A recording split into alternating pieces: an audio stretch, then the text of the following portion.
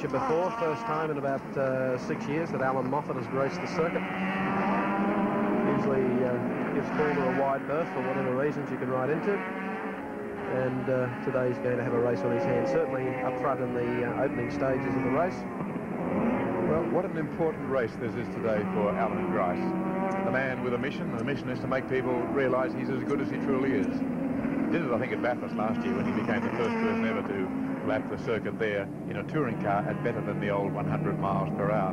But didn't win the race. Had to be content with second place to Peter Brock.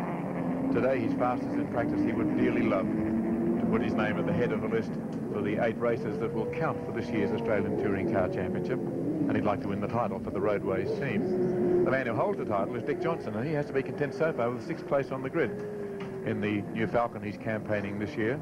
Peter Brock, just up alongside the Roadways car there, will start from the 2nd row of the grid and have one of the 2 Nissan Turbos, the Bluebirds, alongside him. Just how the turbos get off the line remains to be seen. They don't quite have the same torque as the big V8s when they start, but George Fury in car 55 is right behind Alan Moffat in 43. He'll be happy about that. 2 V8s behind each other, and the rotary and the turbo one after the other, and they both share somewhat similar torque characteristics, so they should be very well compatible on the grid. But George Fury has right behind him car number 17, which is Dick Johnson, and he won't be too happy about that. Peter Brock, the man to watch in the middle of your screen. On the 2nd row, the green flag goes, and Grice has a great start, and so did George Fury in the turbo. He really wound it up, and look at him go up in the 2nd spot, going for the lead, going to try and dive down inside, won't quite make it. Peter Brock's going well, a puff of brake, he locks the brake there, Brock on the outside, goes wide, hits the gravel, and Brock is out wide, he's regaining the track. I don't know if he can, he's railed out hard against the wall there and still trying to come back in. Had a locking brake which put him wide, had the sense to back off and hold that slippery line. Got through it, but he's lost a lot of places, and Brock is back in about 10th or 12th place. You can see him there in the middle of the field. It's Grice up in the lead. Johnson doing very well up into 3rd place, contesting with Moffat. George Fury's in 2nd spot in the turbocharged Bluebird.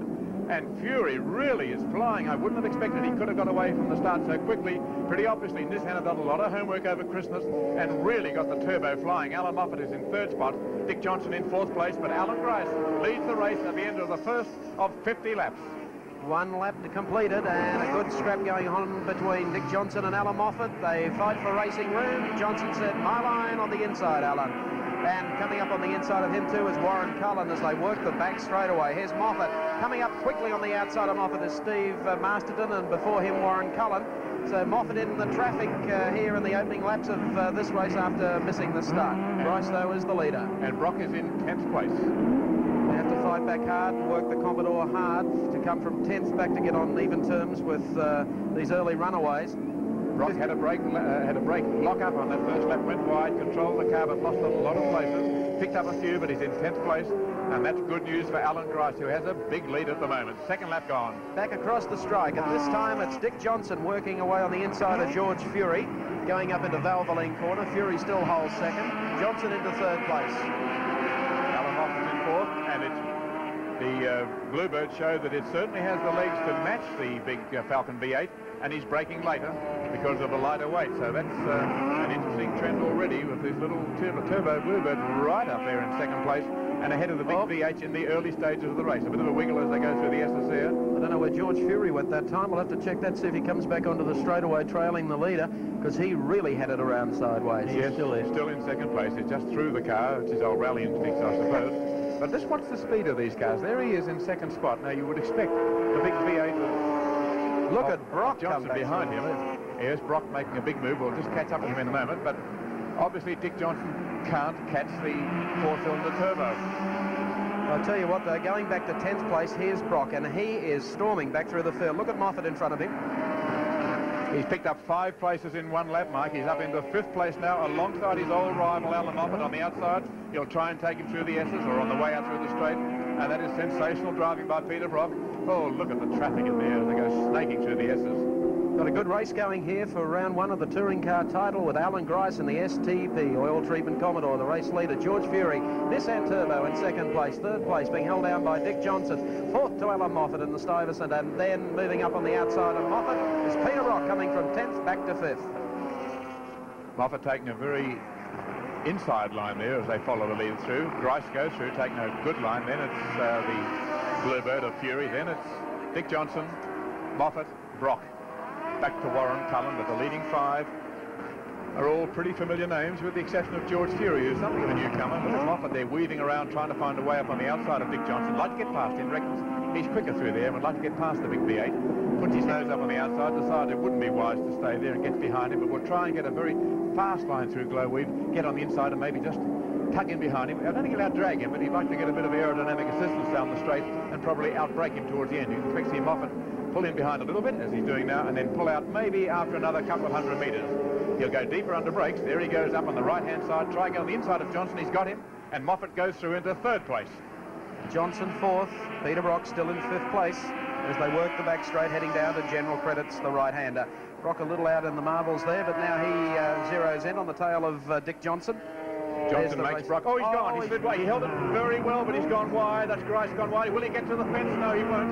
You saw him go wide, control it in a masterful fashion. He'll be furious with himself for that. Just a slight bit of mistiming or some problem with the car. Gets back on the track again. He's back in the race, but behind Grice. So now it's George Fury who leads the race. And who would have believed that? But look at the challenge on Fury and Moffat. Side by side, they're going to go down the straight. There's Brock in 4th place. Fury, though, still has the legs on Moffat, but Moffat is winding his little rotary Mazda up. He'll be in 2nd spot. He weaves across the track to get the fast line through the corner. Fury has been seduced into going on the inside, and it'll be Moffat who'll come out faster. Now it's Brock in 3rd place, having got by Johnson down the straight. So it's Fury, Moffat, Brock and Johnson. They come down the back straight now. Moffat to the outside, Brock getting very, very close indeed to Moffat's car. Steve Harrington in the other STP car. Yes, and he's been passed here by some of the slower cars, or he regains momentum again and gets underway. We'll concentrate on the race lead dice. It's a boomer up front with George Fury, and here they come again, and look at Brock. He's right up now close to the back of Alan Moffat's Mazda. George Fury working to the outside on one of these slower cars as they go to Valvoline corner again at the end of the front straight. So it's George Fury who leads the 1st round of the 1983 Australian Touring Car Championship. The cattle farmer from down Albury way drives a school bus when it's his turn. Was Australian Rally Champion, decided to go racing, and look who he's leading. He's leading Alan Moffat, he's leading Peter Brock, he's leading Dick Johnson. And Moffat is doing everything except going through the boot. Fairs, please. Coming out of 3DB now into low weave, and again George Fury putting on a great fight here. He's got a ton of pressure on his shoulders with Alan Moffat using all of the racetrack. Moffat trying to keep the engine wound up tight as he comes down the front straightaway and will pull to the inside, or maybe almost at the critical moment on the entry to Valvoline. Here he goes now on the inside, and Brock just sitting back a couple of metres off them. Grice going into the pits with smoke pouring out of the tail of the car. Once again, the little Nissan Turbo with all that grunt as it gets onto the back straightaway. Alan Moffat is all over it like a towel at this stage as they go down the back straight. I don't think Moffat will force Fury into an error. He's a very cool customer. He knows which part of the road is his, and he's forcing Moffat to take the hard lines, and that's quite legitimate. That's Grice up in the top right corner in the pits, as you can see, bonnet up, mechanics working furiously. Whatever it was, they think they've got it fixed pretty quick. The car is actually pouring oil out the exhaust pipe. I don't think they've got it fixed. I think they might be going to throw their hat in the air in a minute. A couple of cans of ST coming down the front straight away again. Here's this great scrap, and look at Brock on the outside of Alan Moffat and roaming up now on the tail of George Fury. Got a 3-way dice going for the lead in the touring car title. Moffat's not going to give up though. There's Peter Beninka on the outside in the Alfa Romeo getting a great view of 3 of the superstars of Australian motor racing sweeping by. Brock's in 2nd spot now. He's going for the lead. That's a miraculous recovery. He was in 10th place at the end of lap 1. He's alongside. He's got the lead. He will get Fury now. He'll go and he'll brake just as late as George. There's no doubt about it. He'll put the tail of the car around. He's going wide there. Fury tries for the line, but Brock's in front. Brock's in front. Fury back again. Look for the inside take coming out of the corner. And Brock has roamed up from position 10, sat behind them, past them, and we'll see if he can run away from them. In 10 laps. In 10 laps. Well, boys, that's the start of the season. Well, George Fury's having a go at him. That turbo in the Nissan Bluebird has tons of poke. But Peter Brock is showing him that the old 5-litre V8 has got a little bit more, and he just makes just that few extra centimetres. There's no more than that in it. George Fury's hanging on, and right behind him is Alan Moffat. The scrap between those two is going to be a gem through this race. Here's Moffat again on the inside of Fury, coming down to 3DB turn. John White and the Gemini about to be passed, and this will be interesting. They're now at the very critical phase of the race where the top runners are passing some of the smaller cars who won't be expecting to be lapped so early. and they'll really have to have their eyes in the mirror and give room, and the course of the race could well be changed by the way these drivers go past some of the slower cars. Here's now White being passed by Moffat, who's got by Fury in the traffic, so Moffat's up to second, and Fury had to go back to third because of the manoeuvre through the traffic, and now it's Brock, Moffat and Fury. Johnson further back. Moffat on the outside of one of the slower cars. They move now onto the back straight here at Calder. He won't be happy with Brian Parmenter, who didn't have much choice. He was there when Moffat came up, had to stick on the inside line. Made Moffat go the hard way around. George Fury would have minded. The more difficulty that Alan Moffat faces, the happier George Fury's going to be. There's Peter Brock pulling away, maybe a metre a lap, no more than that. Alan Moffat knows he can't afford to let Brock get away, which is why he made that manoeuvre on Fury through the traffic, got by him, and now he's after the leader of the race. The form that Moffat's shown in races over the last year has been that he's a strong finisher in this rotary marathon. Usually placed back a little bit in the field in the early laps, comes on strong at the finish, and he's hoping to repeat that sort of form here today. Well, John Shepherd, you've been a little on the quiet side. What do you think about the first 10 laps of the race? I think it's about what we've learned to expect of the first 10 laps, Mike. I'm interested to watch the antics of Moffat and also Fury jumping out of the slipstream, because I'm told over in the pits that they're both very concerned about under-bonnet temperature in these cars. So in fact they've got to stay out in the open air and try and keep the temperatures down by forcing air through the radiators. Yeah, and what looks like passing moves may not be. In fact, it might just be an attempt to get some cool air in there. But things are panning out pretty much the way we all expected from the times we saw in the warm-up session this morning and so forth. Brock was quickest then, and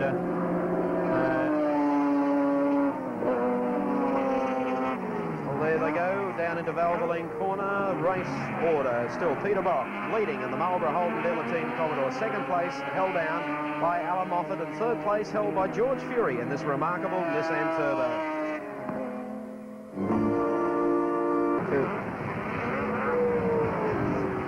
The Manson car goes around sideways as the first round of the National Touring Car Championship continues here at Melbourne International Raceway. Peter Brock, still the race leader, driving for the Marlborough Holden dealer team in the Commodore number 05. Second place being held down by Alan Moffat in the Peter Stuyvesant Mazda RX 743. And third place, of course, to George Fury in the Nissan Turbo. Alan Grice looks like he could have been an early casualty from the race. Let's check out the action for the pits and Gary Wilkinson. Never thought I'd see the day when Alan Grice couldn't take the pace. What's happened?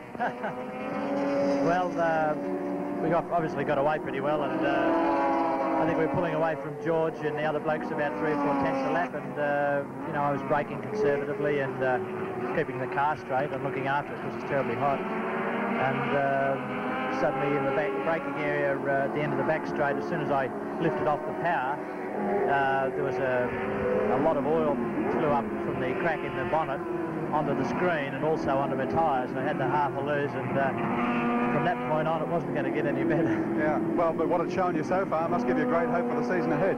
Yeah, I think it's a great credit to the blokes that built the car. The car is 4 days old today. It turned a wheel on Thursday for the first time, so it's obviously a fair bit away from its best, and maybe these guys are going to be in plenty of trouble when it's at its best, because you know, I think we can do the times. I think the motor car's very well built, and we've just got to keep it together. But as I said, because it's new, there are little things that'll niggle us for a while. What are these guys experiencing out there today in this heat? Well, it's very hot, but it seems as though it's turned a bit cooler. A bit of a cool change. And certainly, you can see the turbo dropping back. He was right on the pace initially, but it's obviously the heat getting to him. He's having to knock his revs off because of the turbo putting the heat into the extra heat into the engine. Also, I think Moffat's got to be very careful to keep out of slipstreams. For that reason, at this point of the race, he's probably not trying to get as close to Brock as he can, although he seems to have slipped a little further behind. But Brock is certainly looking good. Okay, Gricey, sit back and enjoy the view. Okay, we'll get some more pistons and some more valves, and we'll get sand out. Thanks a lot. Back to you, Mike. Thank you, Gary, and thank you, Alan Grice, climbing from his car and granting that rather remarkable interview. Alan Grice really seems to enjoy his motor racing these days. He's in teams. He was in with Alan Brown last year. Now he's with the STP Roadways team. He seems such a happy and relaxed character. It's a totally new Alan Grice that we're seeing. While we were talking to him, we saw Peter Brock past Fred Gibson in the second of the turbocharged Nissan Bluebirds, who's running in 13th place. There are only 12 cars now on the same lap. And they have covered a distance of 19 laps. Gibson had problems before the start of the race. He was in strife as the lights turned to green, and also the Masterton team are having some problems with their car as well.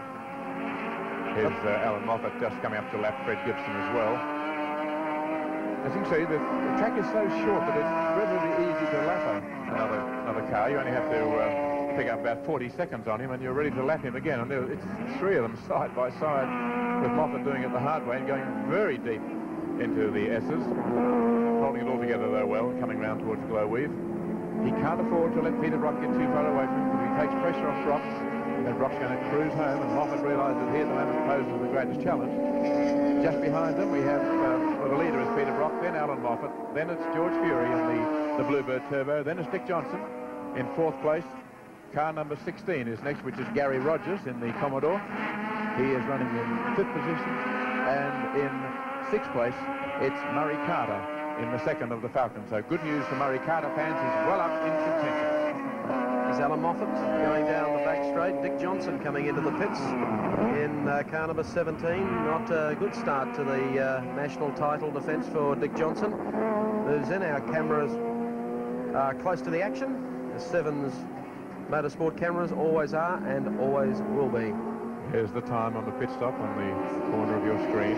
A critical stop there. The puzzle mechanic asked him what was wrong. He gave him the answer. It's something under the bonnet. They're checking.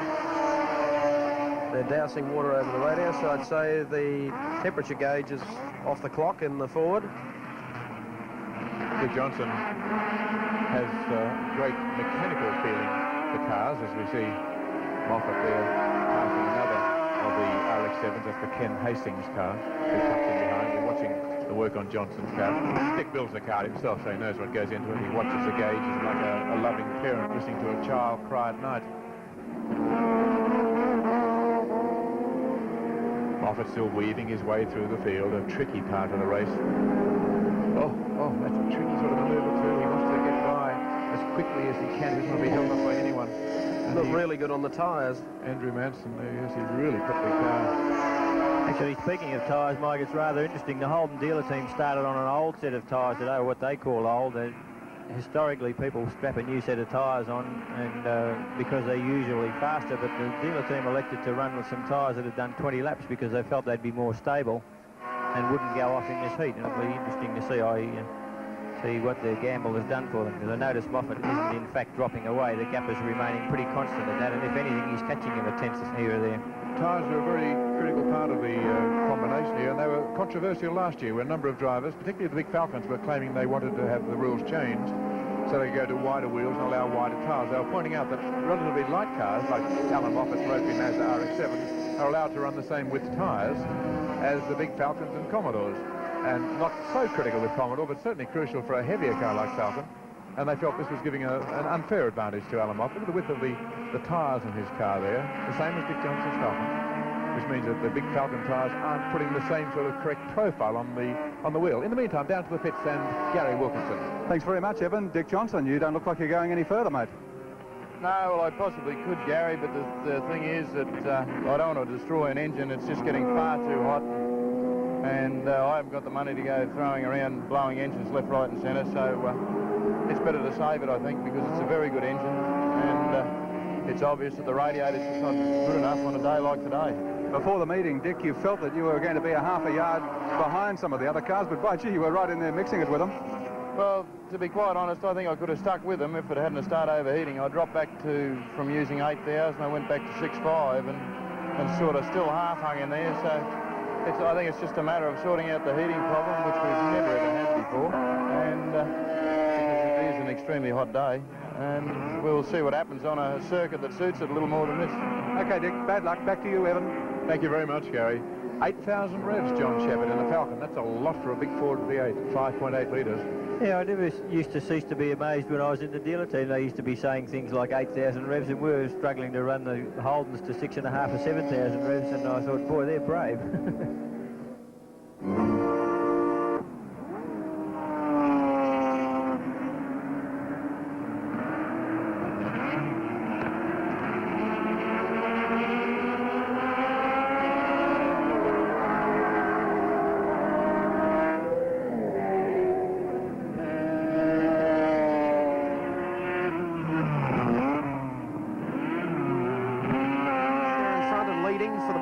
dealer team. Peter Brock, 0.5, 2.5 seconds. The gap over Alan Moffat in the Stuyvesant Mazda, number 43.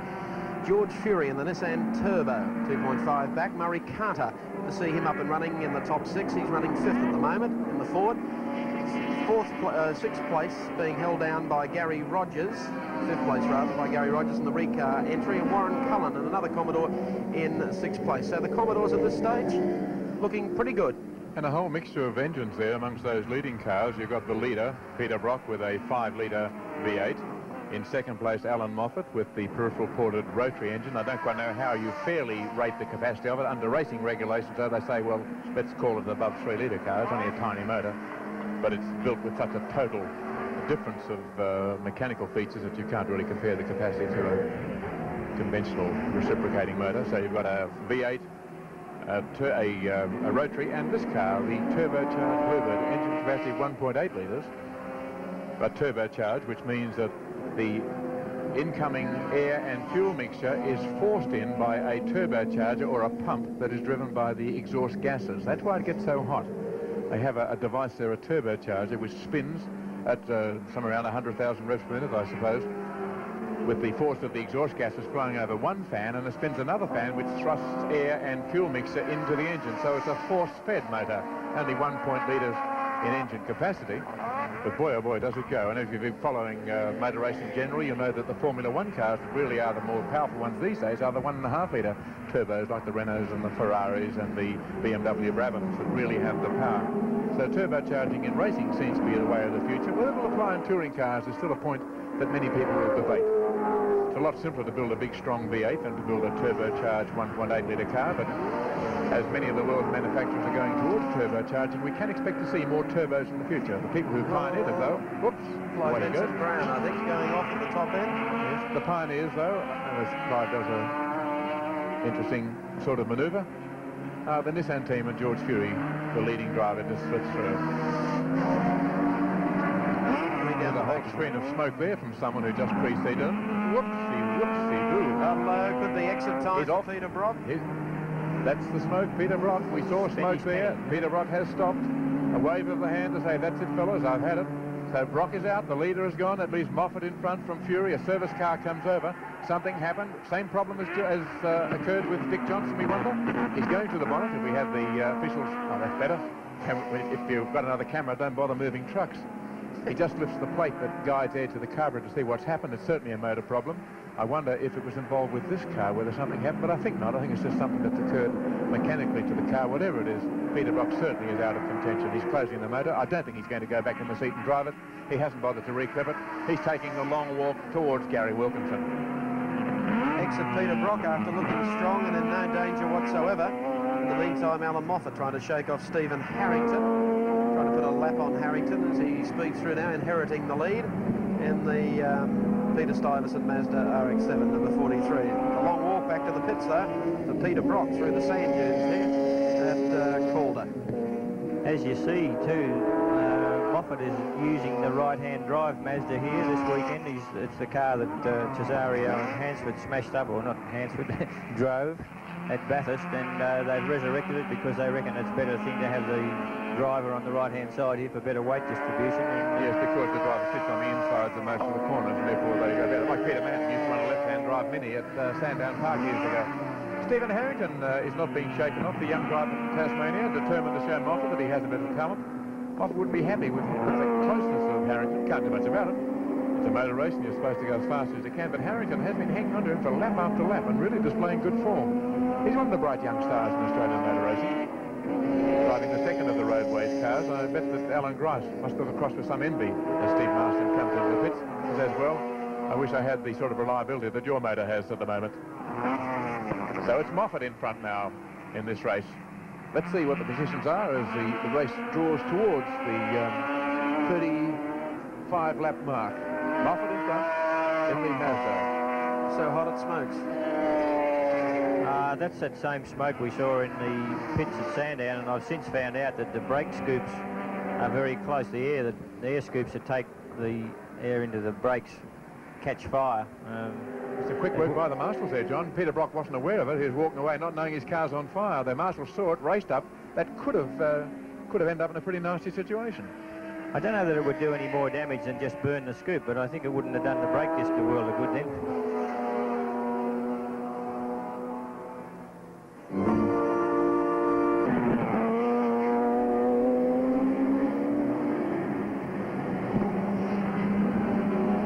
Back here at Calder, and the first round of the Australian Touring Car Championship continues. Alan Moffat is the race leader, picking up the lead after Peter Brock dropped out in the Marlborough Commodore with problems down there. And let's go trackside now to Gary Wilkinson. Thank you very much, Mike Raymond. Yes, he's not the only one with problems. Steve Masterton, it looks pretty extensive. Steve, what's the problem? This is the hottest race I've ever driven in. It's about 50 degrees in the cab here, and it just appears as though the electrical system's chucked it in. Well, you've got plenty of horsepower, but not much good if it won't go. That's about the story, I think. Bad luck, Steve. I guess there are a few others having the same problems out there, Mike. The heat is fierce, although, as Dick Johnson did observe, or was it Alan Grice, it is starting to get a little cooler, and that's certainly going to help the runners that are out in front. Back to you. Thank you, Gary. Would have been a little easier if it had been cooler when the program started today, perhaps at 1 o'clock. Well, the experience of Alan Moffat really counting now and nursing his car around. I'm not suggesting anything wrong with it, but he knows how to look after a car. The lightweight of the Mazda would be a great help. It's a very reliable car. He extols its virtues constantly, and it seems to be an ideal sort of combination for today's race. George Fury behind doing a great job. Only 6.9 seconds behind him in the turbocharged Bluebird. A very hot car because of the very nature of its engine. So George, who is no stranger to nursing cars, is doing a great job as well of keeping it going. And look at Murray Carter, the old veteran from Victoria, way up there in third place. He's 26 seconds behind the leader, but that's a great place, and carrying the Ford flag proudly, as he has done on so many occasions. Gary Rogers behind him, the leading Commodore driver, and then a host of others fairly close behind. I noticed Steve Harrington's pulled away from the back of Moffat. I would imagine there would have been a fair few hand wavings going on from Moffat, which I think is all fair stuff, and it's he's not harassing him anymore, and that's the way it ought to be. Well, they've resolved that. One of the turn missiles comes up, of course, number 55, that's running strongly in this. George Fury. Yes, he'll be looking at lapping Harrington himself fairly soon, and he might have an entertaining time trying to get by. And George give it just another armful of correction. Yes, well, George is a rally driver by training, an excellent one too. Absolutely top level in terms of international standards. Drove for the Nissan team in Australian and some overseas events. A most experienced driver. I'd love to see a race, in which it suddenly snowed, to see how some of these rally fellows would go. I think it'd be sensational on the ice. Well, here he is moving up on one of the Capris to put a lap on him. Reminds me of the first time Colin Bond tried Formula 5000 cars. It rained at Warwick Farm and he was 17 seconds faster than anyone else in practice. Meantime, down in the pits, it's Gary Wilkinson. Thank you, Evan. Well, for somebody who's not supposed to be interviewing car race drivers, I'm doing a lot of that today, working overtime, Brocky. Yes, I've got no complaints about interviewing racing car drivers. Don't worry about that. Hey, listen, what happened? I think the gearbox must have split because it was still moving and the engine was still sort of running. Everything was running very hot, of course, having to extend the car to get by earlier on, then keep the pressure on, because it seemed as if Moffat and I were doing fairly even sort of times. It's an unusual thing to occur, but that's motor racing. The start of the race, I mean, it was a sensational effort. I think you dropped back to 10th place with that spin-off. That spin? Well, not I went in spin, there you without any slid. brakes. You slid from 10th place back to first place in 10 laps. Now, what does that say about the opposition? Well, the problem is that our cars are very, very fast over 10 to 15 laps. We've got no doubts about that. But, of course, it's the ability to keep going. And one of the problems I was signalling to my fellows later on there is that I was having trouble with the rear tyres overheating, and I was slipping down fractionally in lap times, trying very carefully to get out of the corner set, loading up the left-hand rear tyre. But it was, I think I could have held Alan off, but it would have been touch and go, that's for sure. Well, how do you assess what's going on out in the track now? Well, I suppose at the moment now it's, to a certain extent, some working wounded. A lot of the cars are braking very, very early. Just watching now, they're putting the brakes on at perhaps the 200-yard marker, whereas normally you'd be going to about 140 yards. Tyres will be very hot, and there's also a small bit of smoke drifting out of a few cars. And it probably was drifting out of mine too, because my temperature was absolutely off the clock on the third lap, and I thought, well, it's a touring car championship race, you've got to go for it. Okay, Rocky, thanks a lot. Evan Green, all yours. Thank you very much, Gary. We're now watching George Fury in second place in the Turbo Bluebird. George just within viewing distance of Alan Moffat, who's leading the race in his Mazda RX-7. Doesn't seem able to do too much about it at the moment. They have another 8 laps to go, or 7.5 at this point. Been a great drive by George Fury. He's still almost a novice racing driver, only in his third season of serious motor racing. He looks like the sort of fellow who would go into a phone booth to get his racing driving gear on, because he makes a Superman change from the mild-mannered, bespectacled bus driver and cattle farmer to the sort of fellow who mixes it with Alan Moffat and Peter Brock and Dick Johnson and all the other hotshots of the Australian touring car scene. Moffat passing Warren Cullen there and lapping him, and the RX-7 putting him 1 lap ahead of the man who's running in about 7th place, I think, with Cullen 5th place. So only 4 cars now unlapped. The leaders are Moffat in the RX-7, the man we're watching, George Fury in the Bluebird, Murray Carter in the Falcon, in car number 18, we must see him in just a moment, and Gary Rogers in 16, Warren Cullen in 22, 2 Commodores there in 4th and 5th place, and Stephen Harrington, who was engaging in that entertaining duel with Alan Moffat some time ago in another Commodore, is in 6th place. So 3 Commodores for the top 6, but they're in the wrong places. They're 4th, 5th and 6th. There's Murray Carter. What can you say about this man? He raced in the first ever Armstrong 500 at Phillip Island, which preceded the James Hardy 1000, and that's 23 years ago, and he wasn't a young fellow then. And I think he used the helmet, and he still is. He just loves his motor racing. He's remained loyal to his mark like few drivers do. He's always been a Ford man, stayed with them through thick and thin. When sponsorship was lean, when his fortunes weren't high, he stuck with them. He loved his motor racing. He loves Fords, and the people love to see him. He's done 5 laps to go. He's done a great job here today, Murray Carter. And being able to judge the pace. Hasn't extended the car, and he's still there at the finish, which is a lot more than a few others are. Beautifully painted too. It's a very well presented car that he's brought on the court today, and that really is a great looking machine that Murray Carter is driving in 3rd place. He has 5 laps to go. The leader's now about 4.5. Murray Carter, we're watching in the John Sands entry. Still holding down 3rd place, as Evan mentioned. Fury in 2nd, and the race leader, of course, Alan Moffat in the Stuyvesant Mazda. Well, we're up into the nervous last few laps now, and the people in the Mazda pits, the Peter Stuyvesant pits for Alan Moffat must be getting very twitchy. The same as the Nissan team. I'm sure that Howard Miles and his crew, with 4 laps to go, will be quite content with the 2nd place. They've proved their point, and they're just hoping that everything lasts well, that George will keep it going. Exactly the same as the people in Alan Moffat's pit will be feeling. Been a great race, up among the leaders from the start. He was picked off by Brock on his progress through the field, but then a few of them started to fall out. First Alan Grice, when he had either a piston or valve to go, something put his car out, and then Peter Brock went comfortably in the lead with what appears to be a gearbox problem when the gearbox split. He'd retired, and now here he is in the lead. Alan Moffat determined to take his first Australian Touring Car Championship for Mazda. And you can't start in a better way than to win the first race. The series goes right through till July. There are 8 races in all. And Alan Moffat leading. 5 laps to go there, as you can see that score, but in actual fact only 3 on the road now. He has covered 47th. That's how he was after 45 laps. The positions have to change. But still, Mazda, Nissan, Ford, Commodore.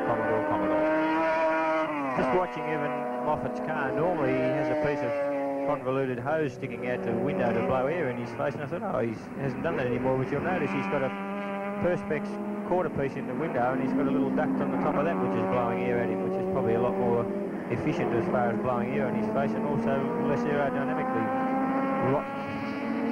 How's that for a technical term? Oh, very technical, not bad. We'll get you to write that down and explain it to us later on. He may have had some sort of wind tunnel assistance, I don't know. I'm sure Alan would like to get to a wind tunnel. 2 laps to go. 2 laps to go for Alan Moffat to win the first round of the Australian Touring Car Championship. It's been a great drive. He hasn't done anything wrong at all. He's dodged heavy traffic. He's been very fast. He hasn't wasted a fraction of a second in getting by cars in his pursuit of the early leaders. And when they fell out, he found himself in the lead, opened up a gap between himself and George Fury, who went so well in those opening laps. And here he is now with less than a lap and a half to go. Got some heavy traffic to pass. Gary Rogers in front of him. Gary running up in 4th place, so he'll have suffered the indignity of being lapped just before the finish of this race. Rogers pulls out now. trying to make sure that he's not going to get caught, but Moffat's got the inside line. They come across the strike, 1 lap remaining. Rogers decides he's going to sprint away and not get a lap put on him by Alan Moffat if he can possibly do it. Coming up into Valvoline corner, but he gets him. No, he doesn't. He doesn't. I thought Alan Moffat was going to stay back and say, well, it doesn't matter whether I pass him or not, but he decided to pass, and for a moment I thought we were going to have the first and the fourth car tangled together, and George Fury in the lead, but Rogers saw him and got out of the way, and had he not, I think Alan would have been in strike there. Wasn't much room there. They have had some problems coming down through 3DB, heading to Globeleaf corner for the final time. Car number 43, the Mazda RX-7, the final corner coming out. Checkered flag at the ready. Round 1 of the National Touring Car Championship for 1983. First place today at Calder Raceway will go to Alan Moffat. Here he comes across to pick up the checkered flag. Second place will go to George Fury, and third place to the veteran Murray Carter. And I guess the worst feature of all that is we really haven't got an indication of who's going to do what for the rest of the year. Well, while we think about it, let's take a break and return for the presentation and some more action at Melbourne International Raceway at Calder.